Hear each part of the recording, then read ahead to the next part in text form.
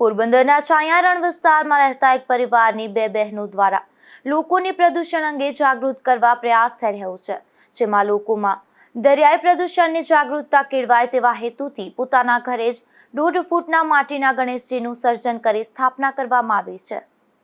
પોરબંદરના છાયા રણ વિસ્તારમાં રહેતા લોઢારિયા હિરલ અને લોઢારિયા બંસી નામની બંને બહેનો દ્વારા પીઓપીથી થતા દરિયાઈ પ્રદૂષણ અંગે જાગૃતતા કેળવવા માટે પોતાના ઘરે જ માટીના ગણપતિની મૂર્તિનું સર્જન કરવામાં આવ્યું હતું.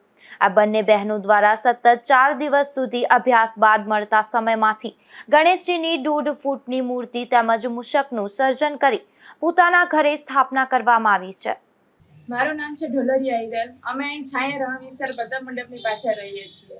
આમ જોઈએ તો અત્યારે ગણેશ ચતુર્થી ચાલી રહી છે અને બધા રેડીમેડ પીઓપીના જે ગણપતિ છે એ લઈને ઘરે રાખે છે અને અમને એક વિચાર આવ્યો કે બધા પીઓપીના જે લઈ અને જે પર વિસર્જનને કરવા જાય છે અને અમે વિચાર્યો કે ઘરે જ માટીના બનાવીને ઘરે જ વિસર્જન કરીએ તો સારું.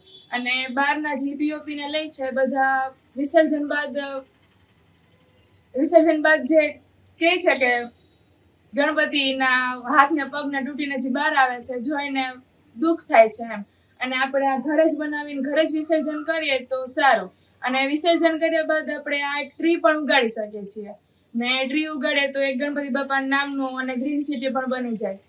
અને બધાનો મારી એક રિક્વેસ્ટ છે કે ઘરે જ નાના ભલે બનાવો પણ ઘરે જ બનાવો અને ઘરે જ વિસર્જન કરો. અમે બે બહેનોએ થઈને બનાવ્યા છે અને 4 થી 5 દિવસ લાગ્યા છે. આ બહેનો દ્વારા માટીની બનાવેલી મૂર્તિની સ્થાપના કરી અને વિસર્જન પણ ઘરે કરી અને તે માટીમાં વૃક્ષ ઉગાડી અને પ્રકૃતિનું પણ રક્ષણ કરવામાં આવશે. અશોક થાનકી, ગુજરાત ન્યૂઝ, પોરબંદર.